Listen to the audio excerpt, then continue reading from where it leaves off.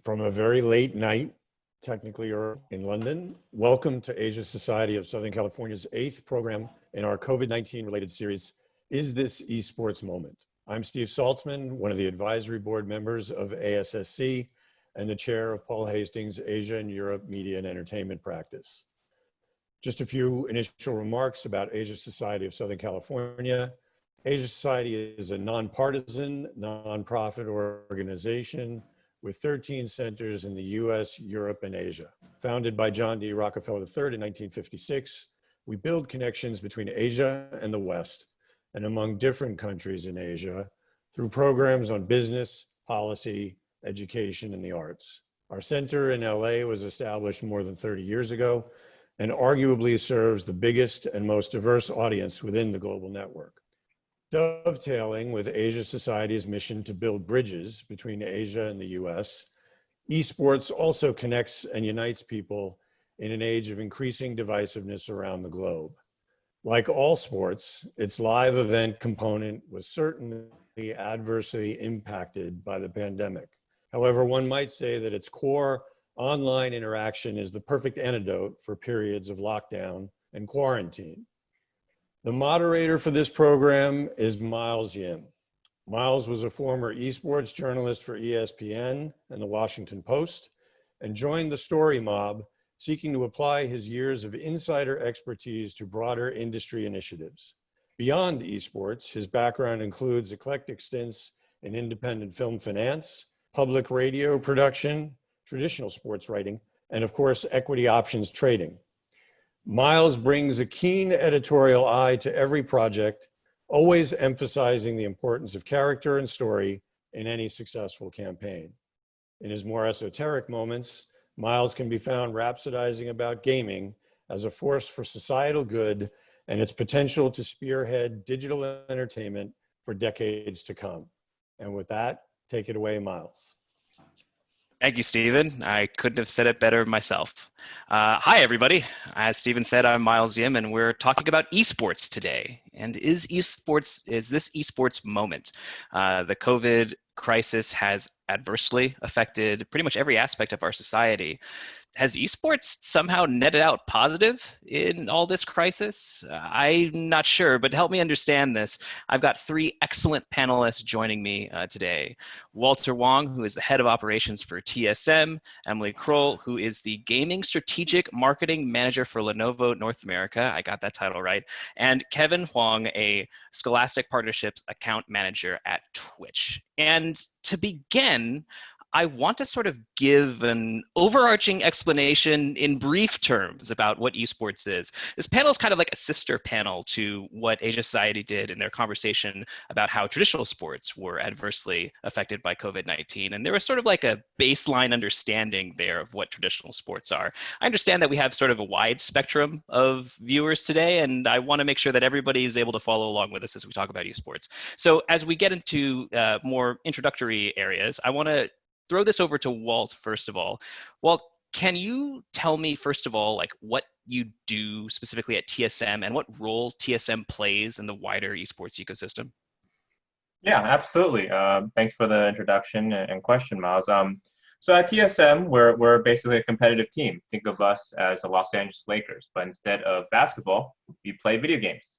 So what we do is we go scour the world and we find the best players in different video games. We put these teams together and we have them compete in various tournaments and leagues.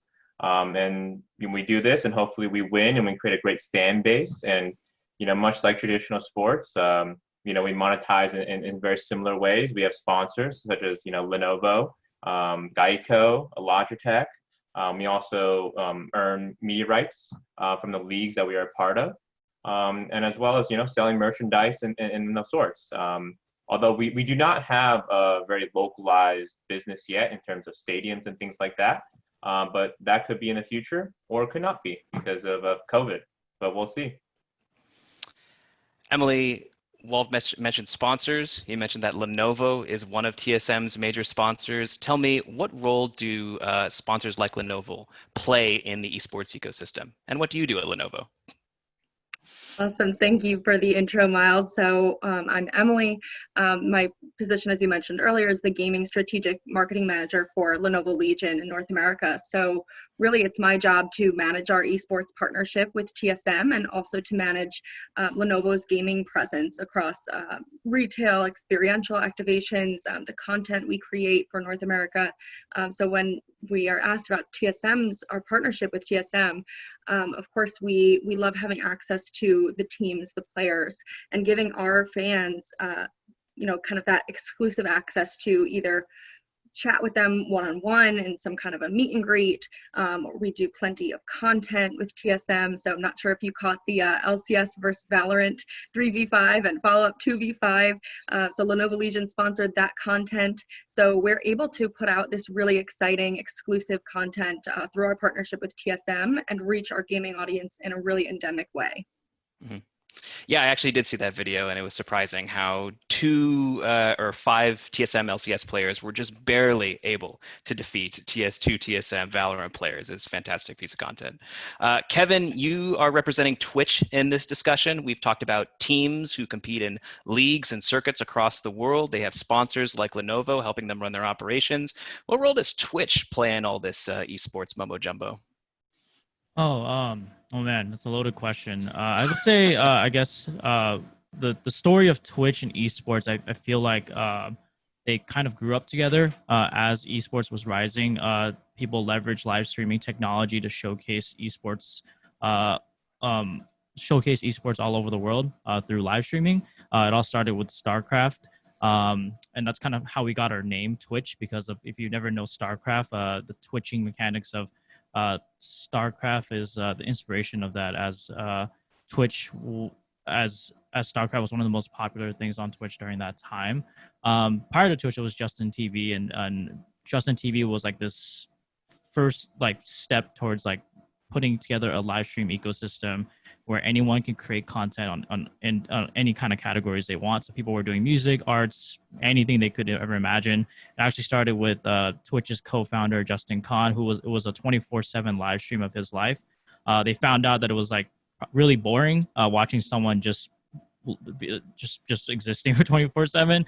There's not much content you can do there, but they opened up the ecosystem for everybody. And then from there, as the company was pivoting, they saw that video games was the most popular category. So that's how Twitch became Twitch. Kevin, I railroaded you with a question a little bit. Give me a little bit on what your job is at Twitch. What does a Scholastic Partnerships Manager do? Yeah, so I like to say I'm building stuff I wish I had in school. So my role at Twitch is really institutionalizing gaming and esports on campus. So we use gaming and esports as a vehicle to unlock educational opportunities for young people, and basically convince that schools that they need to build these types of programs, because we need to meet students where they are. As for a matter of fact, the vast majority of people now are playing video games, and that is a great vehicle for learning. So that's my role. Yeah, we're going to touch on education definitely further along in this panel, so hold that thought. But let's widen our gaze for the moment. The central topic of this panel is how COVID has affected esports. Is this esports moment, with everybody forced inside to participate in activities that require you to be inside, like playing games on your computer? Walt, I want to start with you. What are some of the benefits that esports has seen that are making people say this could be esports moment to really break into the mainstream?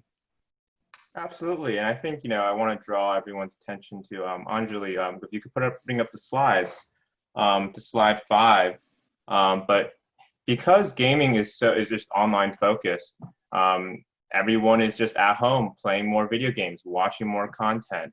And so if you go to slide 5, you'll see from a Morgan Stanley research that just video game numbers are just shooting up like crazy. It's honestly phenomenal about how many more people are playing games, how many people who didn't play games are now playing games, and now people who play games now watch games, such as on Twitch. The engagement is getting higher and higher as this COVID and this pandemic is going on longer and longer. And if you go to slide 7, we could talk a little bit about how sort of live streaming and the content of esports has just dramatically increased during this pandemic time. I mean, Twitch recently in Q2 hit 5 billion hours watched on their platform. I mean, it's just a straight shot up. And so it's honestly incredible the growth of video games and esports during this time, which is sort of in contrast to traditional sports. We're sort of kicking their butt right now. Yeah. How is esports able to do things that traditional sports is not? And like there are the obvious comparisons to draw with traditional sports sort of needing places to play in that require people to be in those places, and esports doesn't necessarily need to do this. Emily, I actually want to toss this over to you. How are esports able to capitalize on opportunities in this time period that perhaps traditional sports are not able to?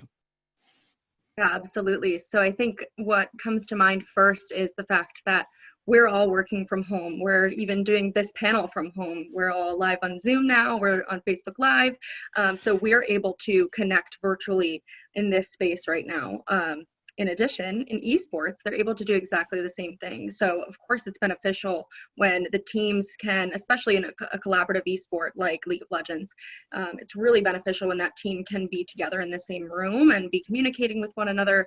But what's so fantastic about working in technology and the space that we are right now in history is that if they're not in the same room, or if the esport is more individualized, like Fall Guys just is really on the scene right now, up and coming. So if that's more individualized, we can do it remotely. We can experience esports in a virtual setting, and it's mainly broadcast in a virtual setting as well. So the current scene with Teams, Microsoft Teams, and Zoom, it's really just it's useful for the esports space as well.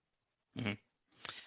Well, throwing it back to you, how has TSM as a esports organization adapted to this new reality? Because, in a sort of hierarchical sense, TSM is one of like the top organizations in esports right now. They have a very sophisticated infrastructure, and a lot of that sort of has some of the trappings of traditional sports, though not all. So what challenges and perhaps successes have you faced during this time?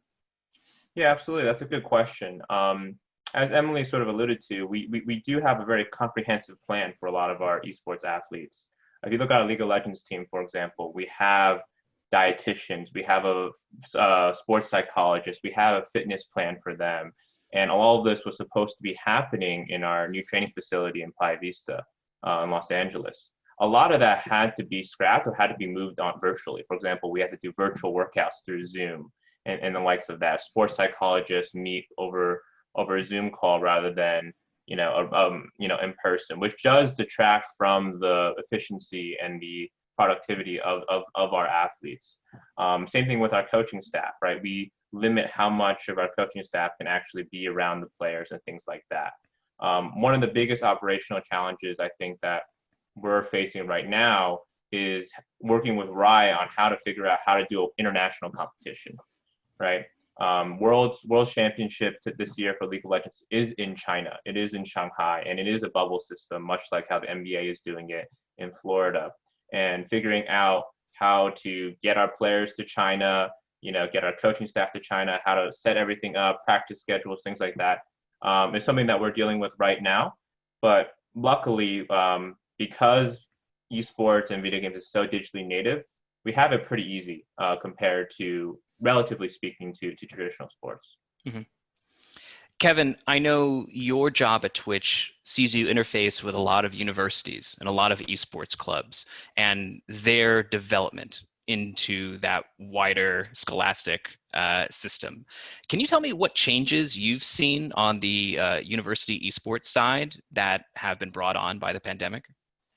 Yeah, I definitely think to echo Walt's point of the urgency. I think because sports is no longer a thing in the school year, the number of gaming esports programs have increased dramatically in terms of universities as like the only way to interact with students, right? I think if you're an institution, that's one of the only ways to build that student life experience that these students are paying the premium tuition on, and that is why gaming esports is popping off there. But does that help answer your question, or is there more that you want me to touch on? Well, I see you, Walt. Jump in there.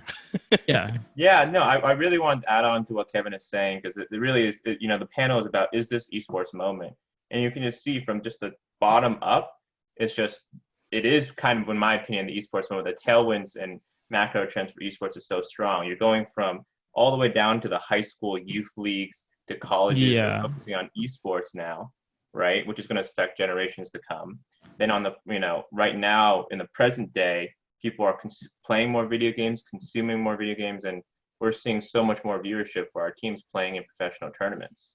And I bet Emily can speak on a little bit as more is, sponsorship revenue and brands looking into this space is accelerating as well. Emily, is that true? Yeah, absolutely. I think a lot of tech companies and non-endemic companies as well are kind of realizing the value of esports. What's so important for me to kind of raise awareness for in a lot of my efforts as the gaming marketing manager is that to be involved in esports, you don't have to be that star player or the player manager. There are plenty of positions available in the esports industry as a whole that, no matter what you're going to school for, whether that's marketing or whether that's business development, you can still be involved in esports. So I think brands are absolutely taking note. Intel Gamer Days is going on right now. So right now there's exclusive deals on all PC gaming through Intel. And then Microsoft, they've also got their Microsoft Game Pass for their PCs as well. So it's just really fantastic to kind of see the momentum being noticed by the industry. And of course, we as Lenovo are thrilled to be a part of it. Yeah, just to add on, I think next year is the first year Generation Alpha is hitting high school. And now you have this whole entire generation that grew up without cords are now at this like huge decision-making points where you have high school ecosystems and gaming esports are built out significantly much more than when I was in high school. I'm sure everyone can echo that here with all the infrastructure that's in place. Now you have a generation that's like about to in 4 years they'll be in college and then they're all just online. And so this, I would say, yes, this is esports' moment. Kevin, could you go into a little more detail on why universities have seen this urgency now to become more involved with esports programs at the collegiate level? The urgency comes from making student life valuable and retaining enrollment. I think a lot of students now are also reconsidering if they should take the year off and just take a leave of absence and just work on things they wanted to work on. A lot of schools as well aren't equipped to go fully online because I think a lot of the way that schools design is to have that on-campus experience, whereas an online experience, you have other solutions that are very awesome, like really awesome, like Udemy, YouTube. You can learn basically anything you want on the internet now. So that is, and at like a fraction of the price, right? So if you're trying to build value, gaming and esports is one of those pillars that schools are looking into. What exactly? So I'm just going for it, man. What exactly does esports bring to this connectivity between students? Why are universities leaning into esports specifically as a way to attract student body? Yeah, so when we work with institutions, it's broken down into community, career, and competition. Gaming esports meets all three buckets, and that's kind of the reason why you go to school in the first place, is to build a community, to hopefully get a solid career, and then watch your school compete at the highest level of competition. So esports kind of checks off all those three buckets. So it really just aligns really well with the institution, and because it has because with traditional sports also batting an eye, like have been making significant movements in the last few years as well, that has kind of influenced institutions to kind of make the same steps, and you've seen that there. Walt and Emily. Great. Yeah, I think to add on to what Kevin is saying is that this is a North American picture, right? And we also should talk about what's happening in Asia, right? And I am, in my opinion, actually Asia is much more ahead of the game than even here, right? In Asia, they have colleges and college programs and degrees being handed out already for, being an esports caster or being an esports manager, being culturally, being a challenger player or master player in League of Legends or Wang Jr is you're cooler than in the high school quarterback, right? And they're already building stadiums, and the Chinese government is investing so much into making China like the esports country of the world. And I think that's something that is very interesting. Being a part of Asian society is where esports can be sort of a big bridge between East and West, because it's something that, first of all, can be all done online, right, digitally. COVID, doesn't really affect that. And it's something that is sort of interesting competition that both countries and both regions can really go at it and build a bridge. Yeah, definitely. And kind of you had set up an interesting segue for me at first there, Walter. My degree is actually in game and interactive media design from High Point University. So it's amazing to see that universities in North America are taking note, and that these degrees are available. I mean, certainly I didn't get certified in being an esports caster, but I was able to have this communications major where I was able to study all aspects of what makes gaming so immersive and what makes the industry so unique and fantastic. And to me, another reason why esports is really having its moment right now and what makes it so different from traditional sports is that it's so accessible to all. It doesn't discriminate based on, your physique or your whatever you look like. You can do anything. If you're interested in playing a game, you get good at that game, no matter, your physical abilities or your physique, like anyone can be a part of esports. So it's so important for schools to realize that, all of their students are kind of candidates for their esports team. All it really takes is a passion and willingness to try and a willingness to learn. And I just love the accessibility of it all. Absolutely. There are a lot of positives that are highlighted more as esports experiences this moment right now. But Emily, I want to stay with you for a second, because I also want to sort of take the flip side of that argument, the other side of the coin, so to speak. Because as much as esports has gained during COVID, if we can call it that, there is an aspect of esports that we have undoubtedly lost, and those are the in-person interactions, the on-site activations that I know sponsors are very excited to participate in. A lot of the biggest esports out there have their world championships, their biggest tournaments, in some of the biggest stadiums in the world. In China, a few years ago, League of Legends had their world championship in the Bird's Nest in Beijing. So from a sponsorship perspective, Emily, do you feel like we've lost something of what esports excelled in because of the pandemic, with the loss of those in-person activations? Yeah, of course, those in-person activations, there's nothing like it. Just feeling the energy of the crowd. We've got boomsticks going, everybody's cheering, there's kind of nothing like that. But at the same time, the virtual nature of esports is very accessible. Of course, I will be the first to admit that experiential events are my favorite part of my job. Personally, I love TwitchCon. Kevin, I'll catch you there next year, maybe. So I love TwitchCon. I love PAX. We do Supergirl Gamer Pro, which is an all-female awesome. gaming competition. So this year, of course, we've had to kind of shift our strategy concerning, the safety of our customers, our employees. So at this point, we have developed a virtual tournament. There's a virtual Apex Legends tournament that we're organizing right now. It began with an online sweepstakes. Those 8 winners will be announced on Monday. They'll advance to Intel Gamer Days qualifying rounds for this Apex Legends tournament, and eventually down the line, once we finally get to finals, they will go head-to-head against the TSM Pro. So there are certainly things that we miss about in-person events, but at the same time, we're able to provide these really unique virtual opportunities to our fans, which kind of gives them a way to connect with one another during this really uncertain time, if I can use that overused term. No doubt. Walt, from the team side, I know that playing League of Legends on stage in front of a crowd is very different than playing it in your own house or in your own team house. The environment is a bit more casual there.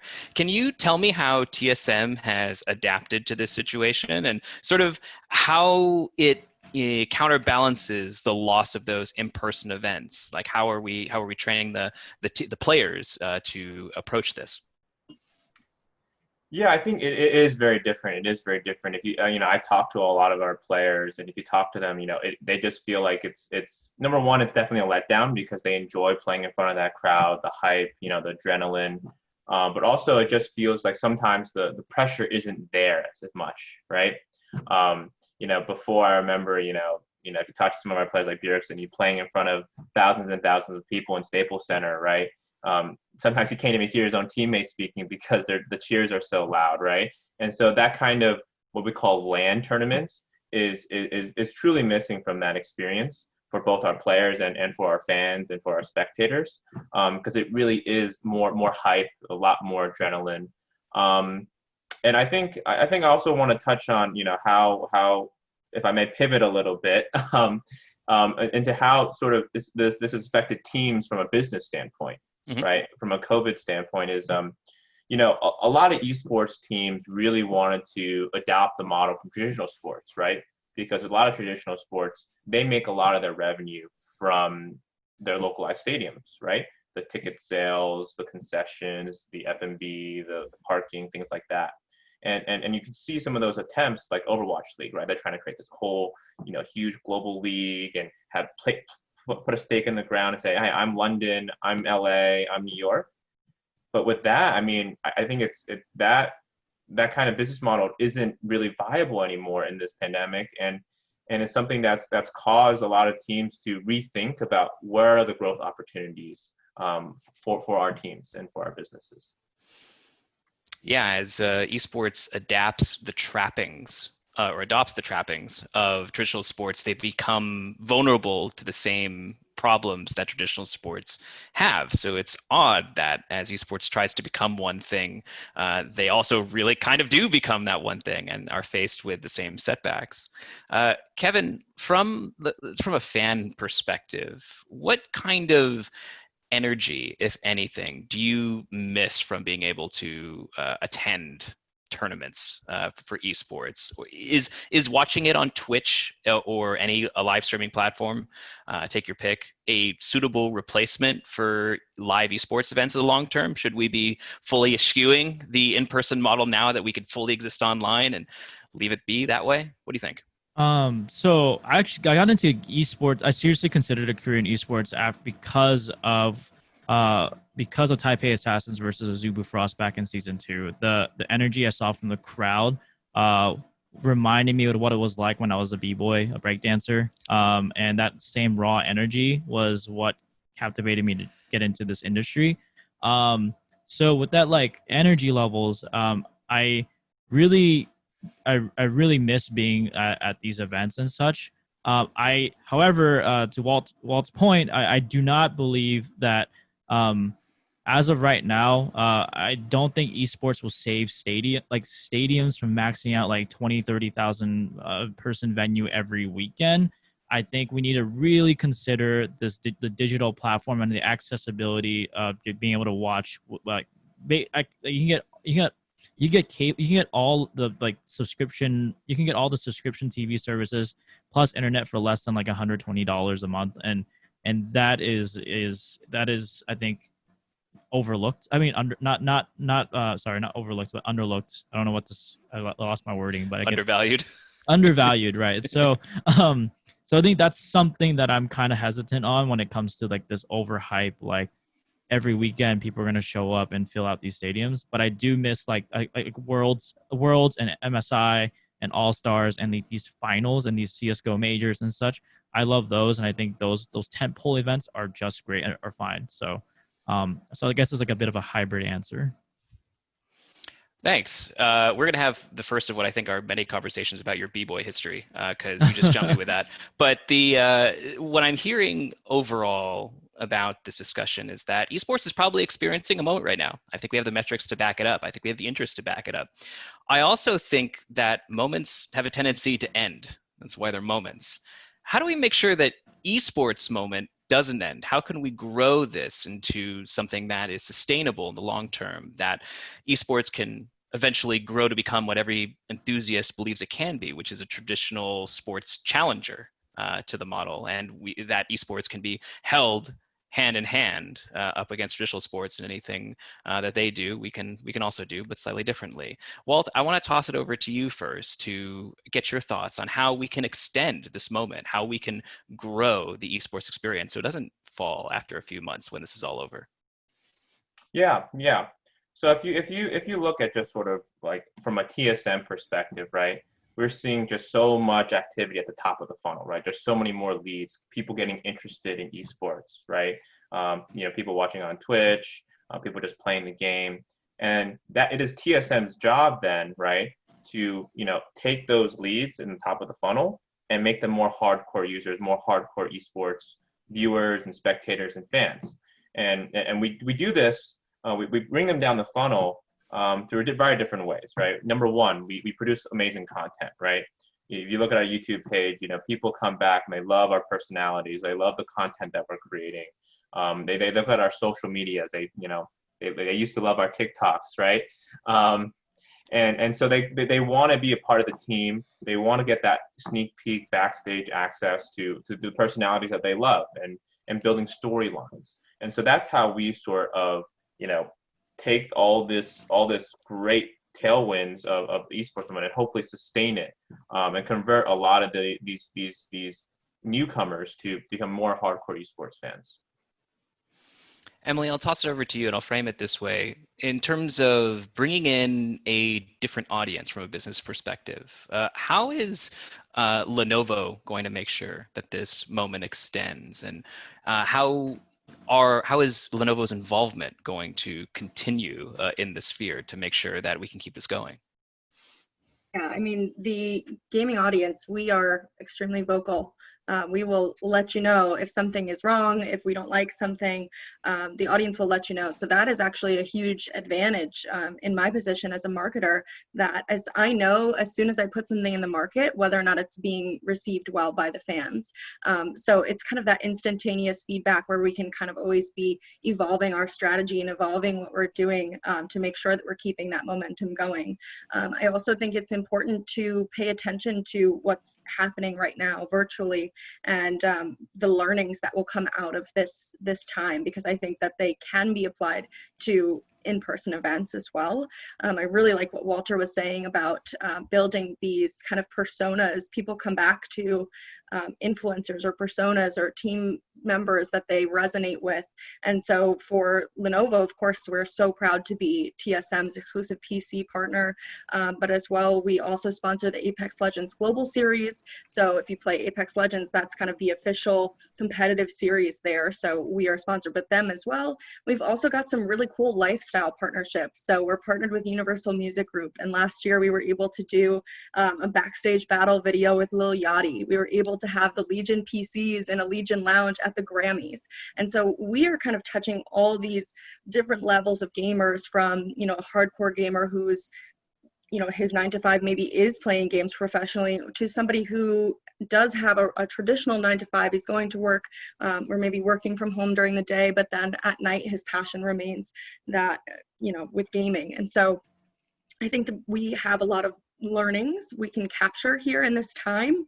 And as long as we keep on getting that feedback from our audience, making an amazing product, and keep these sponsorships going with our amazing partners in this space, I think that we're kind of able to hit the fans and the audience in all areas of the funnel and hopefully keep that momentum going. Kevin, Twitch has exploded during the pandemic. There have been a massive viewership boom in pretty much all the major channels. People are watching and consuming more gaming and esports and content of a variety of things. There's music, there's cooking shows, there's all sorts of stuff on Twitch. How do we keep this momentum going from a Twitch perspective? How do we make sure that these numbers aren't just a blip on the overall trajectory and we can build off of them? Yeah, so as of right now, our approach is creator success. I think with more and more people making content, I think we've as the viewership grows, there's just as many people creating content more than ever. I think from there, we are working pretty heavily on creator success and like help. How do we make sure that when people are creating content, they stay on the platform for a long time, that they don't quit after a few months, and and then from there, of the ones that are doing okay and doing all right after their during their broadcasts, what can we do to educate them and build ways for them to grow as a content creator outside of like front page promotions and such? So more like sustainability. And so I can't talk too much about the methods, so I'm going to just cut my comment short from there. But yes, there's a lot of streamer development stuff going on. Fair enough. Walt? Yeah, I want to add on to what Kevin's saying, right, and answer the question, how do we keep this momentum going, right? And I think I really want to stress the cultural aspect, right? If you look at what's going on culturally in terms of just video games in general, right? You look at Twitch, right? You have Zed, world famous DJ. He's playing Valorant on Twitch with like some of our esports pros and his DJ friends and his music friends, right? So it's becoming a more and more cultural phenomenon as more and more people are just sort of sucked into this world, and you're just having so much crossover content. Like you think about Ninja, he was on Masked Singer, right? And things like that. He's playing with Drake, and then TSM Myth, he was just playing games with Logic, right? A rapper Logic. So this is just becoming just sort of a more cultural phenomenon. And once you become, so big and so ingrained in part as it's like esports, a culture, gaming is a culture thing now. That's how you sustain itself. That's how it sustains itself. Walt, I want to introduce one more topic before we get to the question and answer session here at the end. There is a lot of talk about what esports could be, like this far-off dream of the infrastructure that could be built and the enthusiasm that we could see, that hundreds of thousands of fans at these massive stadiums. And it's all treated in the West as theoretical. Like if we do everything right, this could be the result and we could have this utopia of esports fandom. But for those of us who understand the way esports is treated in the East, in South Korea and China, for example, they're kind of already doing that. Like it's already been built up. They're in our esports future. And so my question to you is like, how do we get there? What are they doing right out east that we in the West could learn from to make sure that we stay on the path to get to where they already are? Yeah, that's a good question, and it's a difficult question to answer. I think my initial thoughts are, number one is what Kevin's doing right at Twitch, right, is building that funnel from very young, right, to make sure that there are esports programs where you're at the middle school level and the high school level and the college level, then the pro scene. Developing that sort of vertical stack is going to be super important for esports to really develop into the esports future, right? Because then you're talking about generations. Suddenly, like the new generation is going to be playing esports and watching esports rather than baseball, golf, tennis, or any other type of thing. I think that is something that should be a big focus on for esports, and a lot of people are tackling that problem, right? Twitch is tackling that problem. Play Versus is tackling that problem. Super League Gaming, a lot of these companies out there are realizing, hey, this is something that we can really become really, really big. And I think it's just to continue to esports teams have to continue to work with publishers and continue to create that aspiration, right? Like look at the pros. Like I want to be like Beards. I want to be like Double Lift, right? And creating that aspiration like they do in China. And having those like feeder teams, like you talk about all these pros in China, like they came up through these feeder teams and they dreamt to be Uzi one day or Faker one day, and then they made it. I think creating that aspiration is also super important for us to move esports forward. Kevin, jump in here. Tell me, are your efforts with colleges and universities right now aimed at this very long-term goal about sort of normalizing the way esports are treated in, specifically America, but more generally in the West? Is that part of the end goal? Yeah, I think that's definitely the end goal, and our work extends to Europe as well, and LATAM. There's a lot when we talk to schools now. It's the conversations have been dramatically different than a couple years ago. Before, it would have like the conversations I would have with university presidents would be like, this is Fortnite. No, your niece, your nephew isn't wasting their time. To now, when I get on a call with them, they immediately know what they're talking about. They've done their research. They just really want to get started and they want to build relationships. And I thought that was like a huge social shift. And that was only like 3-4 years ago, right? And I say with Scholastic Esports, the institutionalization of gaming esports has only been around for 5 years with Robert Morris University back in like 2015. And from there, like that's not a long time, right? And in the grand scheme of things, not really a long time, but it is. But esports moves in dog years, and when universities are getting into this space, they're making long-term bets and investments as well. I don't know if you, it's so that's really exciting to me. And then from there, that that and Walt made a good point on culture. I think now with schools adopting it, you have this validation, this institutional validation that is critical in society, where now mom and dad are happy sending their kid off and knowing that there are teachers that are comfortable teaching streaming. Like we have accredited classes on streaming 101 taught in high schools.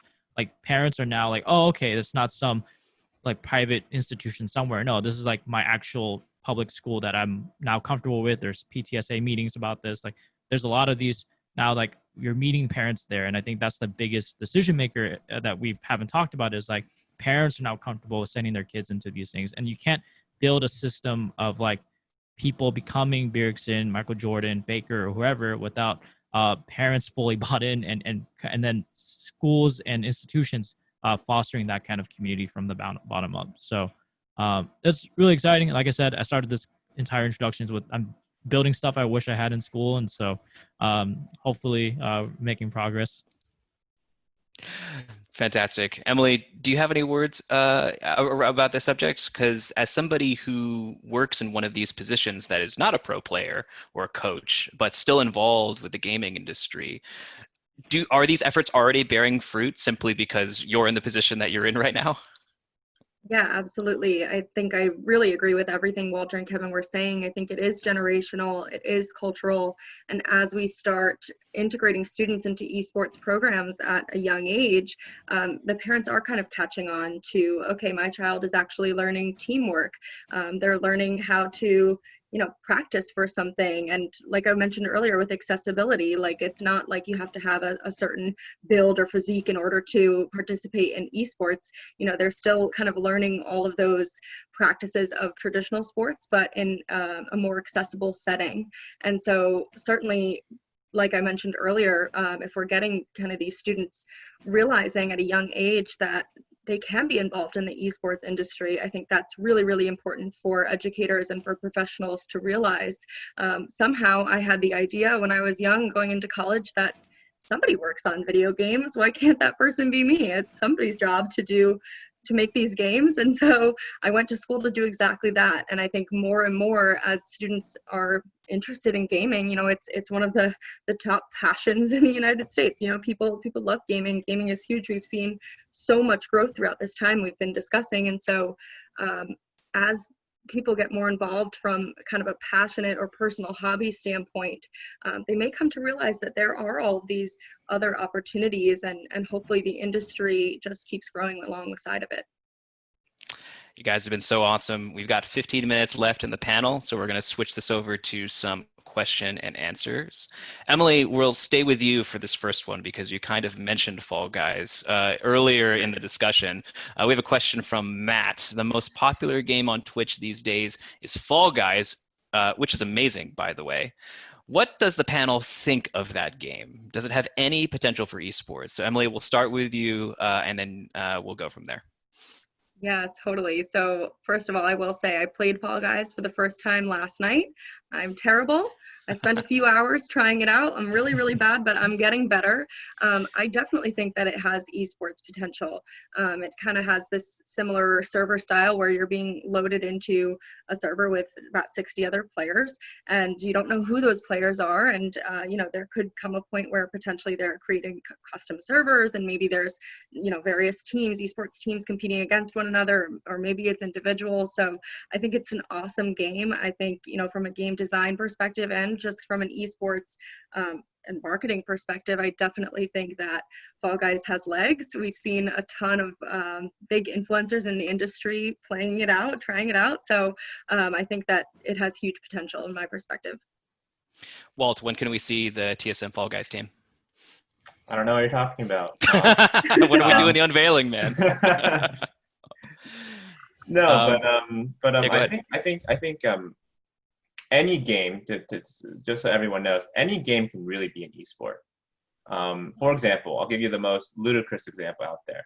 There's a game called Farming Simulator. It's literally a game where you farm things. It's like you're a farmer, and they have esports competitions for Farming Simulator. It's like Gamescom or something in their finals. Yeah, exactly. They have an esport for farming, and I think what's great about esports is that because it was born out of such a grassroots movement, like it was kind of shunned early in the early days where esports was a thing, like competitive video gaming, is that there are these grassroots communities that will keep this game alive because they want to compete in it because they love the game. And so anything can be really good esports if there's a community behind it. Whether it could be like a commercially viable long-term esports like a League of Legends or Counter-Strike is a different question though. Yeah. And it's certainly doing the numbers on Twitch. Kevin, a lot of people have been transfixed by Tim the Tapman's quest to get his first crown, which he did earlier today. It seems to be a real hit on the platform. Yeah, I think these games are awesome, and it gives really cool storytellings of all these creators just broadcasting their journey through this really infuriating game. And for me personally, I don't personally care to label it esports or not. I think if people are having fun watching it, and then that's awesome. I think to Walt's point, it's correct where like commercially viable, that's a different question. But for now, let's just have fun. Like, we're in this pandemic. If this game's popping off, then like let people try to organize competitions for it. Let people try to build these grassroots tournaments for it and make it fun to watch and create entertainment. Because at the end of the day, that's what we're trying to create. And so with this game, like if it's creating entertainment for people and people are happy and like finding fulfillment that way, then that's okay by me. And I'm not a voice of whether something should be in esports or not. Yeah, it's true. Esports casts a pretty wide net. It's essentially competitive gaming in an organized fashion, and whatever game you have in there, it kind of fits that definition. So moving on to another question. This one is for Walt from John. Walt, how does TSM decide which esports titles to invest in? To what extent is the publisher is publisher support and publisher control, two different things, a factor, given the different approaches that publishers have? This is a loaded question. There's a few in there. Yeah, pick one and untease it for us. Yeah, so I think as one of the biggest decisions and strategies that an esports team has to do is decide what games to invest in. Right, that's like one of the most important things that we do. And there's a lot of ways to look at that question, right? Obviously, we look at what publisher is creating the game, right? For example, publisher like Riot Games, created League of Legends and created this amazing ecosystem, right, for League of Legends esports, and they're coming out with a game called Valorant, right? We inherently trust that, Riot Games will, work with the teams and build a really strong, esports ecosystem for Valorant, and that they designed the game up to become a spectator esports title. And so obviously publisher support and choosing the publisher is super, super important, right? I also think that there's other factors that you have to come into play, right? And this comes from just being a gamer, right? Is the skill floor, right, low enough so that it has enough player base, right? That's what Valorant did compared to CS:GO, right? They made abilities much easier. They made it a much easier game for people to accept. It's more accessible, right? Also from an optimization perspective, right? It runs on more lower end PCs, right? So you have that scale. But at the same time, the game has to have a lot of skill expression, right? Again, you have to be able to have that, killer moment where you can just carry the game because you just were mechanically more gifted and better than the other player. And so there's a lot of these factors that that our management team, that where we decide, like, hey, like, the question is, like, where do we invest in a team? How do we build a team? Do we want to invest in the team? Especially because now some of these esports leagues have quite large franchise tags, right? Overwatch League, 25 million, franchise free, League of Legends in the millions, right? And so it's a big decision for every esports team to figure out what game to invest in. We've got an interesting question from Rich. Rich, I'm going to go with your bonus question instead of the main one, because I think about this question a lot personally. And I'll open this one up to everyone. Kevin, we'll start with you. Question from Rich: will we still be playing League of Legends competitively 10 years from now? I hope so. I really love the game. It's phenomenal how much they've kept the game going and kept it refreshing and fun. And I really love the game. Even though it's it's easy to pick. Not easy. Okay, easy to. It's. I don't know. I don't know. Like, are high school students and middle school students picking it up as easy as they do picking up FPS? Because I think FPS is easier to pick up versus like picking up a MOBA that's just not, like, it's harder to pick up. But I love the game, and that's what got me into esports. My answer is I hope so, and yeah. Yeah, to buttress that answer a little bit for those of you at home, League of Legends is a MOBA in that you have the acronym is a multiplayer online battle arena. You have all of these sophisticated champions that you play with abilities and item combinations and different objectives that you could get on the map, compared to a more streamlined game like Counter-Strike or Valorant, which is a shooter-based game, and the objective is to shoot the other person and take the objective and plant the spike, plant the bomb, kind of thing. So it makes sense what Kevin's saying, like that high schoolers and middle schoolers would cotton on to the mechanics of a first-person shooter like Counter-Strike, or a tactical first-person shooter like Counter-Strike or Valorant, more than they would League of Legends or Dota. Emily, I'm sure this question maybe doesn't necessarily keep you up at night, but certainly is in the back of your mind and the minds of all sponsors who want to invest heavily into esports and spend millions of dollars supporting it. What do you think? Are we still going to be playing League of Legends 10 years from now? Yeah, I agree with Kevin. I hope so. It's been around for quite some time. Certainly while I was in college, I'm not the biggest League player myself, but back to my college days, I certainly was kind of engrossed in League just because of my major. And then I think what's really unique about League is that it is a team-based sport. It's a strategy game, and also, you need to be relying on your team members. So somebody's messing up, can somebody go and save him? So I think it's really exciting to watch, and I hope it's around for the next 10 years because I think it does have the legs to be exactly that. Walt, I know you're more concerned with TSM League of Legends playing in the next couple weeks rather than the next 10 years as they try to qualify for the World Championships, but tell me, what does TSM League of Legends look like in 2030? We're going to be, 10-time world champion. And, no, but I think League of Legends is what started with our esports team. Like, if you look at TSM, right, it used to be Team SoloMid because Reginald was the founder of our company, was a League of Legends professional player, right? And so we absolutely believe and hope that League of Legends will be around in the next 10 years. I just think that if you look at sort of gaming data out there, like super data, I think, released, like whenever a new game comes out, it always eats away market share away from League of Legends, right?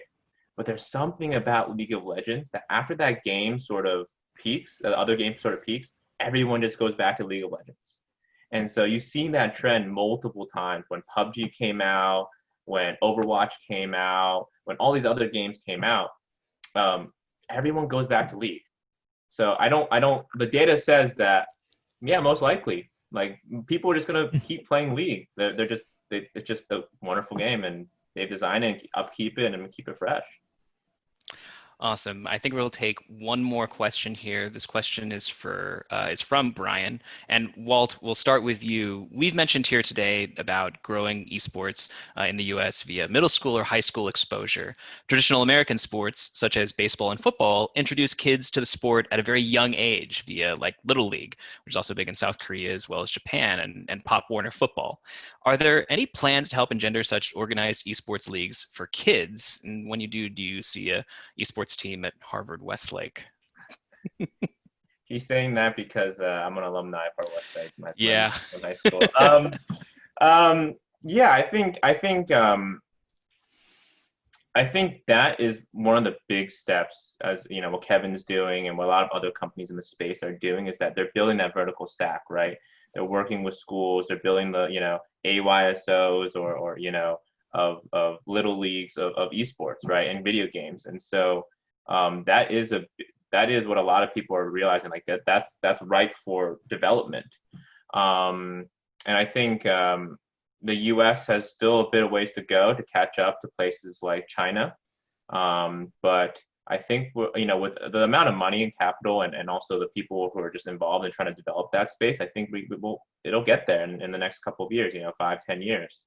And whether or not there is an esports league at Harvard Westlake, I believe there already is. I believe there already is.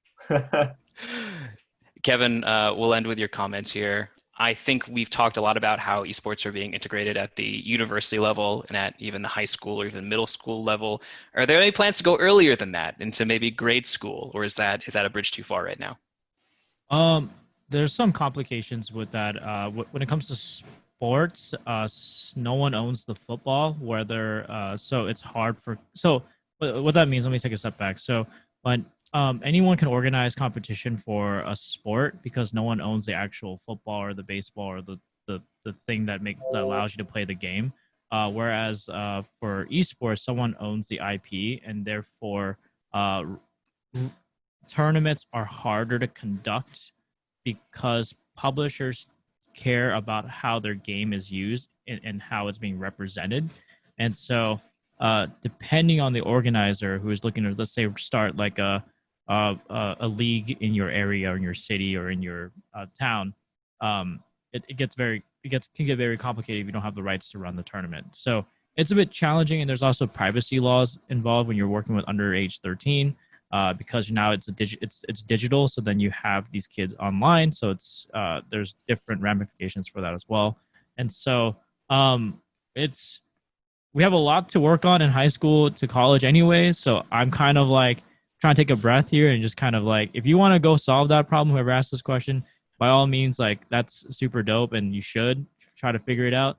But yeah, I haven't, me personally, spent enough time in under high school, because right now it's just not something that we're comfortable spending that time on, because of the Twitch student team is only 2 people. So. Yeah, Kevin, you bring up a good point. We sort of have 3 major players from 3 different aspects of esports right now: the sponsors, the teams, and the broadcast partners. But we're sort of leaving out the big 4th elephant in the room, which is the game publishers themselves, and how it is to their whims that a lot of esports growth will either fail or succeed. But that's a different panel. Fram. We are out of time here. Emily, Walt, Kevin, you guys have been fantastic. Thank you so much for joining me at Asia Society. Everyone else, morning, noon, or night, wherever you are, thank you for listening to us blather on about esports for the better part of an hour. We really appreciate it. And I'd like to toss over this discussion to Charlie Coker, the Executive Director at Asia Society, for some final remarks. Well, Miles, thanks to you and Walter and Emily and Kevin for a really engaging and insightful conversation about the brave new world of esports. We look forward to having additional programs on this and working with you to really explore this new world a lot more. We also like to thank TSM for their collaboration on helping putting this program together. Without them, it would have not happened. And we're very thankful to them for that. We'd also like to thank our sponsor, Paul Hastings, for supporting this program. In addition, we'd like to thank our promotional partners, American Chamber of Commerce Shanghai, Asia Society Hong Kong Center, Asia Society Korea, the Asian Business League of Southern California, the Chinese Chamber of Commerce Los Angeles, the Japan America Society, the University of California Irvine Division of Continuing Education, the University of California Irvine Esports Group, and as well as UCLA Center for Management of Enterprise and Media, Entertainment, and Sports. And finally, the USC Marshall School of Business IBR MBA program. We also like to ask people to support us for these programs. We make all of these programs free. And so if you'd like to see more programs like this, please become a member at asiasociety.org/member-LA, or please make a donation at asiasociety.org/donate-LA. So thank you again for joining us, and we look forward to seeing you the next time. Good night or good day.